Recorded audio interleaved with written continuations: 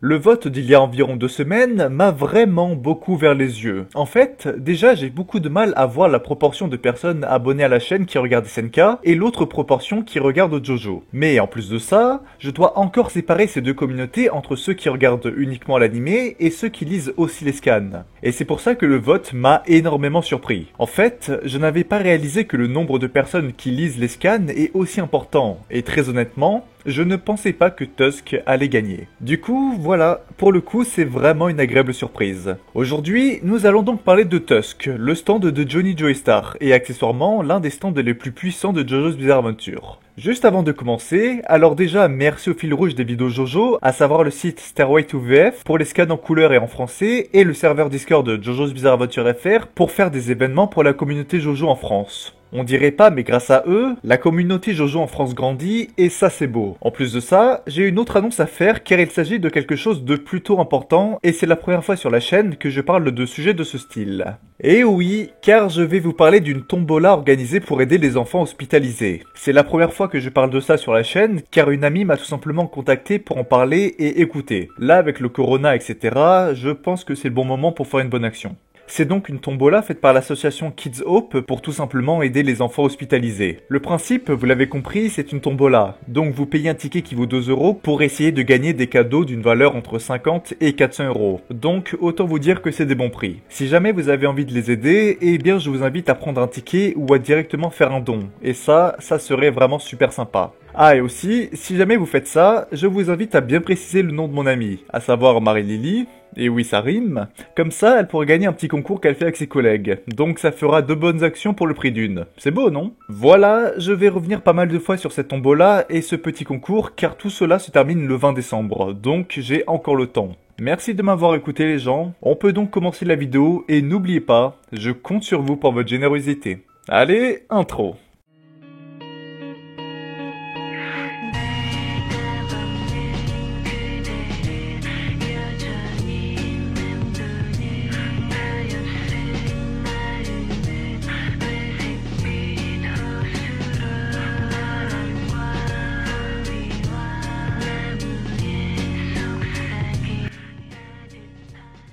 Tusk est donc le stand de Johnny Joestar, que ce dernier a obtenu lorsqu'il a découvert le bras gauche du corps sain. Tusk est vraiment un stand vraiment très particulier car il est comme un stand que j'ai déjà expliqué sur la chaîne. Je veux parler de Echoes. Echoes et Tusk ont une particularité qui est les actes. Ce sont des stands capables de évoluer. Sauf que la très grosse différence entre Echoes et Tusk est que Tusk possède une excellente évolution, alors que c'est pas vraiment le cas pour Echoes. Alors autant vous prévenir maintenant, Tusk est un stand qui est évidemment lié au pouvoir de la rotation. Sauf que malheureusement, je ne vais pas vous expliquer en détail la rotation dans cette vidéo pour une raison très simple. Si jamais je voulais vous expliquer et Tusk et la rotation, la vidéo serait vraiment beaucoup trop longue. Mais surtout, quand on parle de rotation, j'ai plus envie de parler de Jairo que de Johnny. Donc ne vous en faites pas, je vais expliquer les grandes lignes de la rotation, mais je ferai une autre vidéo spécialement pour vous expliquer le pouvoir de la rotation. Et donc on parlera plus de Jairo et de tous les autres utilisateurs de la rotation. Enfin, pour terminer cette petite introduction, il faut savoir que le nom Tusk, donc défense en français, est une référence au 12e album du groupe Fleetwood Mac. Qu'est-ce que la rotation ? La rotation est un phénomène surnaturel qui nous est présenté dans la partie 7 de JoJo. Il s'agit d'un pouvoir qui est tiré d'un état de rotation parfait ou quasi parfait, qui produit une forme unique d'énergie pouvant être appliquée à une multitude d'usages. La rotation est donc une sorte de variante de l'onde de la timeline originelle de JoJo. Ça, c'était donc la définition la plus simple possible pour la rotation. C'est donc un pouvoir surnaturel un peu comme l'onde. Tusk va donc être un stand qui va évoluer au fur et à mesure que Johnny arrive à mieux utiliser le pouvoir de la rotation. Nous allons donc commencer par l'acte 1 qui apparaît au chapitre 26, nommé Tusk partie 2. Déjà, rien que ça c'est étonnant à dire, mais oui, Johnny a eu son stand plutôt tard si tu compares aux autres JoJo. Tusk acte 1 ressemble à une sorte de... truc... Non, pour le coup, je ne sais pas comment vous le décrire. En fait, j'ai envie de dire que c'est une sorte de grosse larve avec une tête d'éléphant. Et qui est de couleur rose. Ah, et il est aussi couvert de motifs d'étoiles jaunes. Ouais, non, en fait, c'est clairement la pire description possible. Retenez juste que c'est un petit truc tout rose trop mignon. Tusk n'est pas un stand qui attaque directement ses adversaires comme un Star Platinum ou un Crazy Diamond, mais il permet à Johnny d'utiliser le pouvoir de la rotation sur les ongles de ses doigts, mais aussi de ses ongles de pied. Ainsi, grâce à ça, Johnny est capable de tirer ses ongles comme s'il avait un pistolet dans les mains, mais en plus puissant. Ses ongles sont ainsi capables d'aller jusqu'à une distance de 10 mètres et possèdent un pouvoir de coupe juste incroyable. Ils peuvent couper des arbres, trancher des rochers ou même couper nettement un membre. La seule limite de cette coupe est le métal. En plus de ce pouvoir, Johnny est capable de faire tourner les ongles de ses doigts de main et de pied pour pouvoir se déplacer. Alors, dit comme ça, ce n'est pas ouf, mais il faut rappeler un truc très important. Johnny est paraplégique. Donc, le fait d'avoir un stand qui lui permet de se déplacer et en plus de ça, utiliser les ongles de ses doigts de pied alors qu'il ne ressent rien, eh bien, c'est pas mal du tout. Même, il faut l'avouer, c'est très pratique. Tusk Acte 1 est donc un stand qui en soit plutôt faible, on ne va pas se le cacher. Un stand qui te permet uniquement de tirer tes ongles comme un pistolet, c'est pas mal, mais pas incroyable. Cependant, c'est un stand qui fait très bien son travail, car il a un rôle de, entre guillemets, point de départ. Tusk est le point de départ pour beaucoup de choses. Déjà, il est le départ du nouveau pouvoir de Johnny. Il est là pour nous montrer qu'après 26 chapitres, c'est bon, Johnny va lui aussi pouvoir se battre avec un stand. En plus de ça, chose que je n'avais pas précisé, mais Tusk est un stand qui possède sa propre conscience, car il est le gardien du bras gauche du cœur saint. Autrement dit, c'est lui qui révèle à sa façon le vrai pouvoir du cœur saint, mais surtout c'est grâce à lui que Johnny a compris qu'il y a une conspiration cachée derrière la Steel Ball Run. Autrement dit, Tusk Acte 1 est un stand qui avait pour rôle de donner un nouveau pouvoir à Johnny, mais surtout à faire débuter l'intrigue. Nous allons donc pouvoir passer à l'acte 2. Cette fois-ci, Tusk a quitté sa forme de larve pour obtenir une forme un peu plus humanoïde, voire carrément robotique, mais garde cependant sa couleur rose et ses petites étoiles jaunes. Sa première apparition est dans le scan numéro 43, à savoir Silent Way partie 4. Comment Johnny a obtenu son acte 2? Eh bien tout simplement grâce aux enseignements de Jairo. Donc déjà rien que pour ça, Jairo c'est le meilleur. Je vais donc vous faire un petit cours sur la rotation en vous parlant du rectangle d'or. Le but de la famille Zeppeli est de pouvoir créer une rotation tout simplement parfaite pour qu'elle puisse aller jusqu'à l'infini. Ainsi, la famille Zeppeli a découvert une technique pour tout simplement améliorer leur rotation grâce à une forme géométrique. Le rectangle d'or. Le rectangle d'or est un rectangle dont les proportions sont de environ 16 neuvièmes, et donc plus précisément de 1,618. Ce rectangle est considéré comme étant la proportion la plus parfaite et harmonieuse, et c'est pour cette raison que l'on peut retrouver cette figure dans plusieurs grandes œuvres faites par l'homme depuis l'Antiquité, comme par exemple la pyramide de Gizeh ou bien encore la Joconde. Bon, pour l'instant, vous ne devez pas comprendre le rapport entre ça et la rotation, mais ne vous en faites pas, j'y arrive. La famille Zeppeli a donc réussi à percer le secret de ce rectangle d'or. Si jamais on décide de tracer un carré dans le rectangle, un petit rectangle apparaîtra qui sera lui aussi un rectangle d'or de proportion 16 neuvième. Et si on décide de refaire un carré, un autre rectangle d'or apparaîtra. Si on décide de continuer à faire des carrés dans les rectangles d'or et que l'on décide de relier les points centraux de tous les carrés, on obtiendra alors une rotation infinie. C'est la rotation d'or. Johnny va donc réussir à faire tourner ses ongles de façon à reproduire cette rotation dorée, ce qui va donc lui permettre d'obtenir son acte 2. Grâce à cela, les ongles de Johnny vont tourner autour de ses doigts comme une vrille, ce qui va leur donner à ses tirs une propriété de forage. Cela va donc considérablement augmenter la puissance et la portée des ongles de Johnny. Cependant, c'est une technique à double tranchant, étant donné que maintenant, les ongles de Johnny mettent beaucoup plus de temps à se recharger. Donc si jamais il rate son tir, eh bien il se retrouve sans munitions. Mais la puissance de l'acte 2 ne s'arrête pas là. Vous l'avez compris, la faiblesse de l'acte 2, c'est les munitions. Donc Johnny n'a pas le droit de rater sa cible. Sauf que justement, Tusk Acte 2 possède un autre pouvoir, les trous noirs. Alors, ce n'est pas le vrai nom de la technique, mais j'aime bien les appeler comme ça. Lorsque les ongles de Johnny ont atteint leur cible, ces derniers vont disparaître pour laisser place à un trou noir. Ces trous noirs vont avoir la particularité de pouvoir se déplacer automatiquement vers les cibles de Johnny. Et si jamais ils arrivent à atteindre leur cible, ces derniers vont alors voir leur peau se faire déchirer. C'est donc une technique très puissante et assez flippante, car déjà ça veut dire que la rotation est vivante et qu'elle continue de vivre à travers le trou, mais ensuite, le fait de voir un trou qui se déplace et qui laisse une traînée noire derrière lui, bon, c'est plutôt flippant. Aussi, pour en terminer avec les pouvoirs de l'acte 2, il y a encore quelques petits trucs à dire. Déjà, comme pour l'acte 1, Johnny peut faire tourner ses ongles autour de ses doigts pour faire plein de choses utiles, comme par exemple râper du fromage, manger des spaghettis, ou bien encore se laver les dents. Et oui, pour le coup, je suis plutôt triste pour Jairo, car bon, imagine tu apprends une technique transmise par ta famille pendant des générations pour qu'au final, elle sert à manger des pâtes. Ouais, c'est plutôt décevant. Enfin, Johnny a découvert qu'en buvant du thé, et plus particulièrement de la camomille ou en mangeant des herbes, il est capable d'accélérer la repousse de ses ongles. Voilà, donc pour donner mon avis, l'acte 2 est une très bonne évolution car déjà il complète la principale faiblesse de Johnny, à savoir la portée et la puissance. Grâce à ça, Johnny est maintenant capable de tirer de bien plus loin, mais surtout il est capable de faire des pièges grâce à ses trous noirs, qui sont une technique plutôt redoutable. Il suffit que tu ne fasses pas attention et un trou noir peut t'attaquer par surprise. L'acte 2 est donc une très bonne amélioration de stand qui nous montre que Tusk a un incroyable potentiel. Mais même malgré ça, le stand reste puissant mais pas exceptionnel, et c'est justement ça que j'adore avec la partie 7. Johnny ne possède pas un stand surpuissant. Son stand est bien et lui correspond parfaitement, mais on est très loin du niveau d'un Star Platinum ou même d'un Gold Experience. Nous allons maintenant passer à l'acte 3. Tusk acte 3 apparaît pour la première fois au chapitre 59, le rêve de Gettysburg. Je sais pas comment ça se prononce, donc désolé. Alors, comment Johnny a obtenu son acte 3 ? Eh bien c'est simple, il a entendu la parole de Jésus-Christ et a découvert un nouveau but dans sa vie et a ainsi décidé de se tirer une balle pour obtenir un nouveau pouvoir. Il y a rien qui va dans cette phrase. Alors pour le coup, j'aimerais que ce soit une blague, mais c'est vraiment ça. Si Johnny a obtenu son acte 3, c'est vraiment parce qu'il a écouté la parole de Jésus. Enfin, je veux dire, regardez la scène où il obtient l'acte 3. Même l'acte 2, il est en mode « Mais Johnny, mais qu'est-ce que tu fous ?» Enfin voilà, je sais que c'est un peu une explication étrange, mais c'est parce qu'il a obtenu un nouveau but dans la vie et donc amélioré sa détermination que Johnny a pu améliorer sa rotation et donc son stand. D'un point de vue physique, Tusk Acte 3 ressemble à un robot tout comme l'Acte 2, mais avec une forme bien plus humanoïde. On peut observer qu'il possède 3 pics au niveau de ses pieds et de ses mains, et qu'il est toujours de couleur rose avec des étoiles jaunes un peu partout sur le corps. Au niveau de la puissance, l'acte 3 est exactement le même que l'acte 2, donc il a la même puissance et la même portée.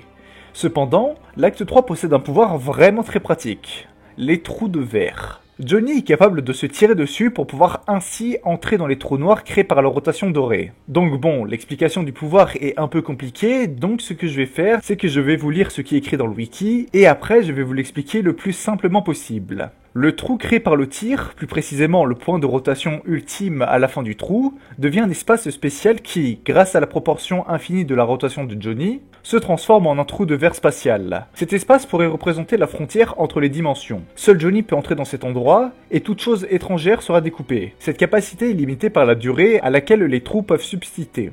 Alors, pour expliquer plus simplement, si Johnny décide de se tirer dessus avec la rotation dorée, il va être aspiré par le trou noir créé par son ongle et va ainsi pouvoir se cacher dans cet endroit. En plus de ça, si jamais Johnny décide de tirer et ainsi créer un autre trou noir avec son stand, Johnny peut alors ressortir une partie de son corps à l'autre trou noir. C'est exactement le même principe qu'un trou de verre. En plus de ça, Johnny est capable de déplacer le trou noir pendant que son corps est caché dedans, pour pouvoir se repositionner, ou bien tout simplement trouver un angle mort pour attaquer son adversaire. Et ça, c'est quelque chose de vraiment très fort, car Johnny est capable de se cacher dans un endroit que lui seul peut accéder. Mais surtout, il faut rappeler que Johnny est paraplégique. Et donc le fait de pouvoir se déplacer bien plus rapidement est quelque chose de tout simplement vital pour Johnny. La seule faiblesse de ce pouvoir est que la capacité est limitée par le temps que les trous noirs peuvent rester. Ainsi, Johnny n'est pas totalement invincible, mais ça reste très puissant. La volonté de Johnny lui a donc permis d'améliorer sa rotation dorée. À vrai dire, Jairo considère cette capacité comme un niveau de maîtrise de la rotation que même sa propre famille n'a jamais réussi à atteindre. Donc autant vous dire que Johnny a fait un énorme pas en avant grâce à ses entraînements et sa volonté. Et ça veut surtout dire que la famille de Jairo s'est fait battre par un mec qui utilise la rotation pour bouffer des pâtes. Les pauvres. Pour donner mon avis sur l'acte 3, le stand apporte un petit pouvoir en plus comparé à l'acte 2, mais ce pouvoir est vraiment très puissant. Le fait de pouvoir créer des trous de verre pour pouvoir attaquer dans des angles morts et le fait de pouvoir se cacher et se déplacer plus vite est vraiment un excellent pouvoir pour Johnny car, encore une fois je vous le rappelle, Johnny est paraplégique. Le fait qu'il soit capable de se déplacer est un pouvoir vraiment très fort. L'acte 3 est donc un acte qui permet de combler des grandes faiblesses de Tusk, et c'est pour ça que c'est un acte que j'aime bien. Au lieu de tout simplement encore augmenter sa puissance, Araki a décidé de donner à Johnny plus de potentiel, et ça c'est quelque chose de vraiment très bien. Là, à ce stade, le stand de Johnny est très fort. Il est mobile, frappe fort, a une bonne capacité défensive, bref, c'est un très bon stand. Mais est-ce qu'on peut faire plus fort ? Eh bien oui. Laissez-moi vous présenter Tusk Acte 4. Tusk Acte 4 est apparu pour la première fois au chapitre 85 nommé Ballbreaker partie 3. D'un point de vue physique, Tusk Acte 4 est la définition même de « tu vas passer un très mauvais moment ». En fait, c'est un stand assez bizarre d'un point de vue physique, car c'est une vraie armoire à glace entre guillemets, et en plus de ça, il porte un vêtement fait de chaîne. En fait, si on devait comparer l'acte 2 et 3 à des robots, Eh bien l'acte 4 ce serait un véritable Gundam. On peut aussi remarquer que tout comme Johnny, l'acte 4 possède un fer à cheval sur sa tête, ainsi que la même forme de chaussure. Pour pouvoir utiliser son acte 4, Johnny doit utiliser la rotation dorée parfaitement, et pour cela il doit utiliser son cheval. Pour expliquer simplement et pas trop vous embrouiller comme pour l'acte 3, en faisant galoper son cheval, ce dernier va produire de l'énergie de rotation sous la forme du rectangle doré. En combinant cette énergie avec celle de Tusk, Johnny est capable de libérer une énergie de rotation infinie. En combinant cette énergie avec celle de Tusk, Johnny est capable de libérer une énergie de rotation tout simplement infinie. Cependant, comme on l'a vu lors de la première apparition, Johnny n'a pas forcément besoin de faire courir son cheval pour activer l'acte 4. S'il utilise le pouvoir de rotation d'une boule d'acier pour galvaniser temporairement les mouvements de son cheval, comme par exemple l'obliger à donner un coup à Johnny, ce dernier va là aussi être capable de faire une rotation parfaite, et donc infinie. Vous l'avez donc compris, c'est extrêmement compliqué pour Johnny de sortir son acte 4, car il a besoin de déployer énormément d'énergie. Mais du coup, c'est bien beau tout ça. Mais qu'est-ce qu'il fait ce stand? Eh bien c'est simple, il crée une rotation infinie. Tusk Acte 4 est littéralement l'incarnation de l'énergie infinie de la rotation dorée, ce qui veut donc dire que l'énergie maniée par Tusk est de l'ordre de l'infini. Grâce à cela, Tusk est capable de réussir énormément de prouesses et la première d'entre elles est d'avoir réussi à percer la barrière dimensionnelle de Love Train. Si vous n'avez pas regardé ma vidéo sur l'explication de stand de D4C et Love Train, eh bien cette barrière est un halo de lumière qui est en réalité une dimension de poche. Lorsque Funny Valentine est dans cette barrière, toutes les attaques qu'il est censé recevoir sont transmises sur d'autres individus sous forme de malchance, comme par exemple un accident de train. Lorsque Funny Valentine est dans sa dimension de poche, il est tout bonnement intouchable et donc par conséquence invincible. Enfin, ça c'était ce qui était prévu s'il n'y avait pas eu Tusk Acte 4. Déjà, rien que grâce à cette prouesse, on peut placer le niveau de l'acte 4 très haut dans le classement des meilleurs stands. Sauf que ça ne s'arrête pas là. Le fait que la rotation soit infinie fait qu'il persiste même dans l'arrêt de temps de Diego. Enfin, elle persiste certes, mais Tusk ne peut bouger que très légèrement. En plus de tout ça, l'énergie de la rotation persiste à l'intérieur des objets touchés par Johnny. Donc si jamais Johnny rate son tir, la rotation peut être redirigée sur sa cible à la même manière que l'acte 2 et 3. Bon, je vais vous faire de belles explications, mais il reste une question. Qu'est-ce qui se passe si Johnny touche sa cible? Eh bien c'est simple, il est mort.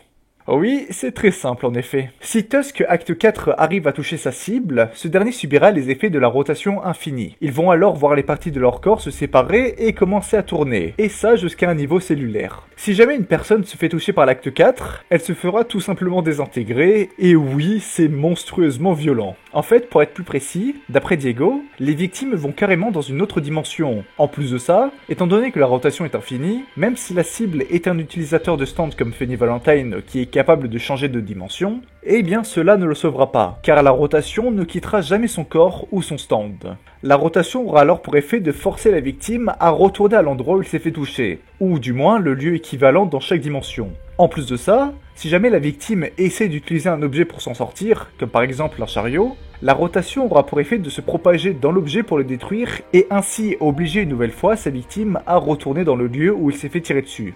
En plus de ça, Johnny est capable d'utiliser son acte 4 pour ouvrir des espaces en deux. C'est un pouvoir plutôt pratique car pouvoir ouvrir le sol comme ça, c'est franchement imprévisible. Enfin, il est important de savoir que la rotation infinie est capable de se déplacer d'un objet à l'autre, un peu comme pour le coup des trous noirs de l'acte 2. Si jamais Johnny tire dans un objet, la rotation peut se transférer d'un objet à l'autre pour toucher sa cible. Cependant, comme nous l'a prouvé Diego, il est possible grâce à cette information de contrer la rotation infinie et de la renvoyer sur Johnny. C'est pour le coup une excellente technique pour contrer la rotation infinie, ce qui nous montre que même si Tusk Acte 4 est un stand surpuissant, il n'est pas invincible. Mais du coup, peut-on arrêter la rotation infinie? La seule façon d'arrêter la rotation infinie est de tirer sur la cible une autre rotation infinie qui va cette fois-ci dans le sens opposé. Comme petite anecdote à raconter sur ce stand, il est important de savoir que le cri de Tusk est Chumimi. Alors, autant ce cri fonctionne très bien pour l'acte 1 et 2 car le stand est relativement mignon au tout début, et c'est normal car Araki voulait que Tusk soit la mascotte de la Steel Ball Run, pour le coup, ça ne fonctionne pas pour l'acte 4. En plus de ça, il faut se dire que l'acte 4 est le seul des 4 actes qui frappe carrément la cible, donc c'est absolument pas mignon. L'acte 4 est donc très clairement un stand super puissant. Autant la différence de puissance entre l'acte 1 et 2 est assez grande, celui entre l'acte 2 et 3 est assez petit, Là, celui entre l'acte 3 et 4 est juste colossal. Tusk Acte 4 est un excellent stand et est carrément l'un des stands les plus puissants de l'univers de JoJo. Cependant, il est vraiment très difficile à utiliser, car Johnny a besoin d'un cheval pour pouvoir l'utiliser. Tusk est très clairement un stand que j'adore, car il est devenu super puissant uniquement au moment parfait. Si Tusk était devenu très fort à la moitié du manga, eh bien la partie 7 n'aurait pas eu énormément d'intérêt. Et c'est pour ça que Tusk est un stand que j'adore. Pendant une très grande partie du manga, Johnny était franchement faible, et il a réussi à nous montrer le potentiel de la rotation infinie au meilleur moment. Tusk est de très loin le stand le mieux réussi dans l'univers de JoJo's Bizarre Adventure. Il n'est pas un simple stand car il fait carrément partie du cœur de l'histoire. Et c'est pour ça que je trouve ce stand tout simplement incroyable et que je considère la partie 7 comme étant la meilleure partie de JoJo's Bizarre Adventure. Voilà, pour le coup c'était vraiment une très grosse vidéo et j'en suis vraiment très fier.